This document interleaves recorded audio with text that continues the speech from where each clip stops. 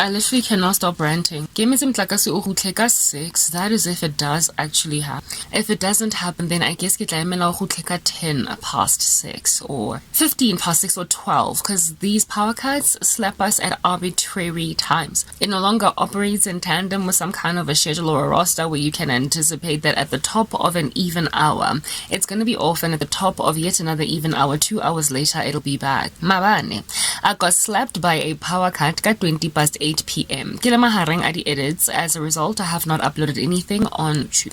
Have not uploaded anything on TikTok, and that's the environment where I'm trying to get my toppled underfoot life back together for the sake of living some kind of a semblance of life, right? In a dystopia. Ga ke tlhaloganye situation. Somebody ke hagang tlhalosetsa, because this here is just random rubbish. I'm putting it out there. This situation, given and granted that we can't even plan around it, what kind of a future then do we have as a people? So our domestic worker o berekang mo jarateng, sad old lady that udula ko val mo adulang teng, despite up-to-date power bills, they get power cuts anything up to 3 months at a go. Yes, I said it. 3 months, no, not hours, not even days, but months. And I remember when she was telling us about the situation, where she stays, how do you guys charge your phones? And she was like, everybody that has got a vehicle in the community that has got a USB port in it contributes to the charging of the phones of the community, and in turn, every so often, and I'm like, oh wow, what is this? The Stone Age? Are you Fred and Wilma Flintstone in 2022 in a country that is part of Brics?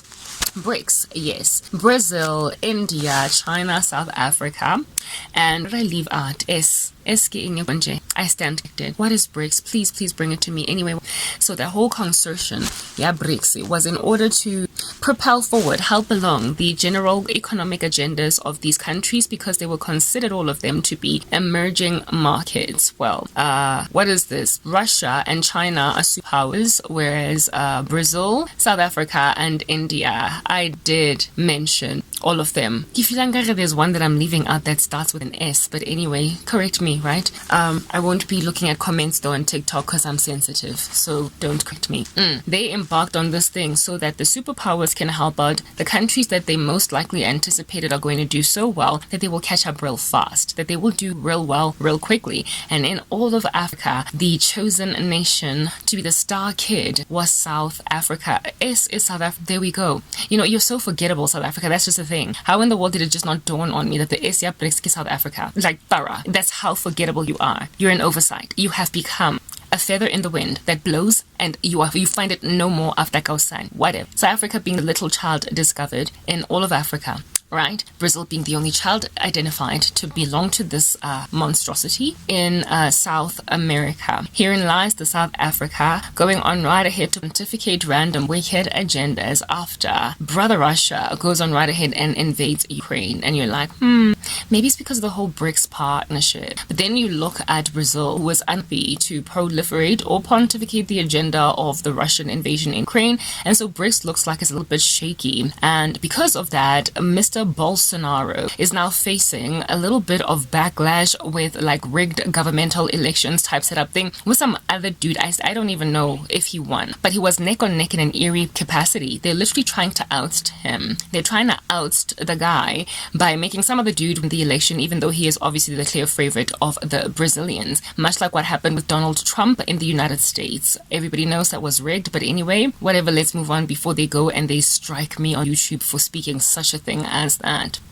As soon as Bolsonaro spoke out against Russia, he was essentially threatened with being nullified by Brics. Not so much the whole country, but just the man, that he might just get programmed. Tells you millions of volumes of things that these countries are trying to do. So China and Russia are currently these megalomaniacal randos that wants to take over the world superpower. However, China and Russia are not particularly popular for being all free about the people. They are not in the business business of letting people be. And so if you get a world superpower that is a little bit of a megalomaniac, what's going to happen is that the world is going to follow suit and everybody else is going to be a little bit of a control freak. And here it is that Bolsonaro wants to be the individual unique guy in the whole equation and says, I don't agree with what you did there in Ukraine. India, I think, decided to just kind of stay quiet, while South Africa literally pontificated in all of its arrogance and pomp, in the same way as it goes on right ahead to support a two-state solution and is pro-Palestine. God says he's going to judge any nation that goes up against Israel. Same thing that Naledi Pandemonium done spoken about Palestine and the two-state solution. Her president and all other different kinds of foreign ministries in this country went on right ahead to stand behind Vladimir Putin's random indiscretion in invading a sovereign land. So there it is that we have got our president basically pontificating the agenda of a megalomaniac, and you are wondering why we have got power cuts, numerous ones at that. Say 29, say 30, say 50, say 78, as if though you can prosper to create out of a 24-hour day 78 power cuts. Yeah, Kimo South Africa goes and does that, and you are wondering or asking yourself, why oh why my life thing is this emerging nation called South Africa not quite catching up, being a first world country despite having been boosted by two superpowers, i.e. China and Russia, to precisely get there sooner rather than later.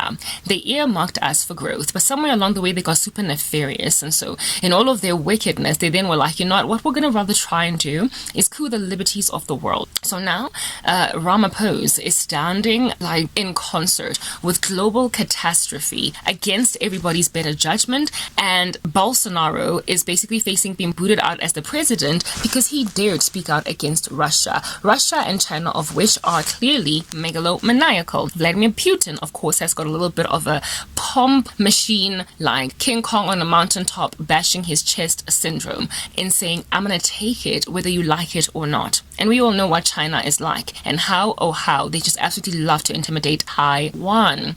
And our country just went and supported that general agenda, alongside disregarding Israel as a nation that is sovereign on its own, that stands without Palestine having anything to do with taking their territory, and they stood for Palestine. The Lord said, this is his foreign policy. Anyone disregard or counsels against my nation, they are essentially cursed. So South Africa is now cursed. If you think about the battle of Armageddon, the kings of the, is it North or East or whatever, yeah, those dudes, yeah, they come from around China. Currently, China has got a 200 million man army, and they're the ones that are going to go over that valley of Megiddo after the river Euphrates goes all dried up in the battle at the end. So they are nations that are going to be going against, finally, once and for all, God Almighty. Alrighty, and our country is standing in concert with those wicked nations. That's what's good. You be thinking, South Africa, that we've got a power cut crisis. No, what we have is Kim Jong-un for a president, unbeknownst to ourselves. What we have is who is this?